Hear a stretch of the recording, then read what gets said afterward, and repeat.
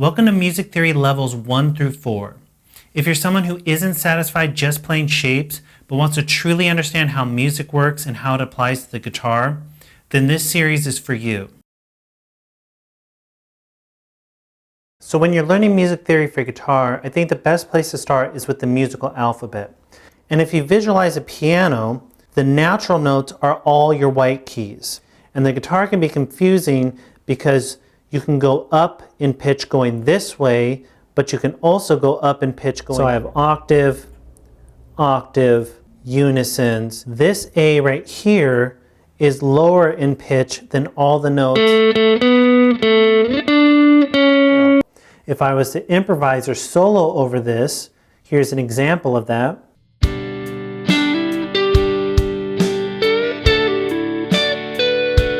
And that would still be a G major arpeggio. So using those octave shapes, just starting on one note, I was able to find all the notes with the same name. But you can see the circle of fifths is a tool that one of the things it shows you quickly is which keys have sharp. So one more time, C major scale.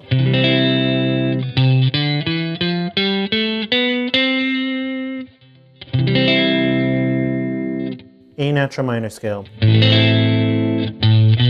The C major scale, if I make C my tonic and revolve it around C and the C major chord, I get a happier, brighter sounding song.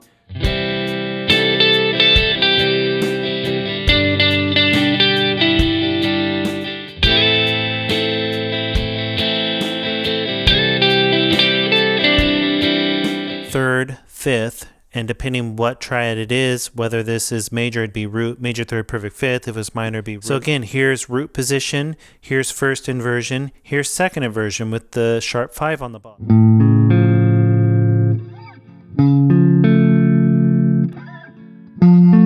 So even though those are the most important seventh chords to understand, there's two that I want to touch on really quickly just so you're aware of them. And that's the major 7 sharp 5 and the minor. We just have our chord names here, the formula to build them, and then the common chord symbols that you'll see. And I wrote them in the key of C just so it's easy to see. So you have a new chord shape already to play this close position 7 chord. Major triad for the 1 chord, a minor triad for the 2 chord.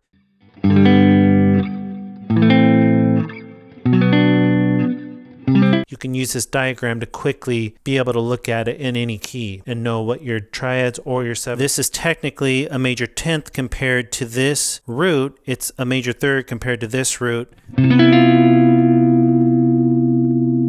That's pretty dissonant sounding, and it's because of this interval. And just added that 9th in. Now I have a major add 9.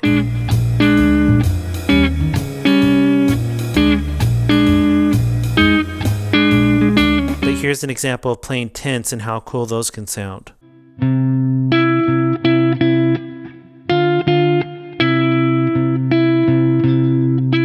again, I'll typically write it like this first one.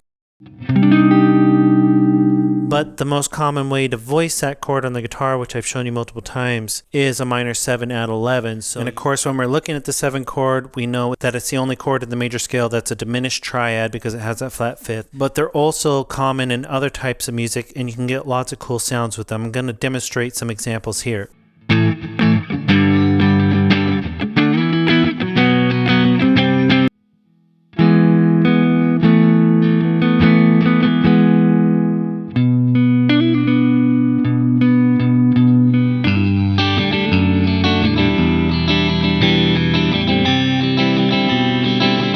That's why you're using those slash chords. And here's an example of that.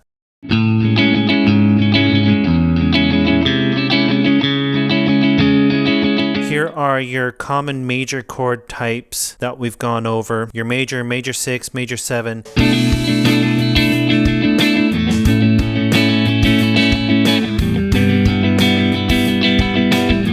First, I'll just play the progression for you so you can hear that it still sounds good, but then I'll explain what's going on.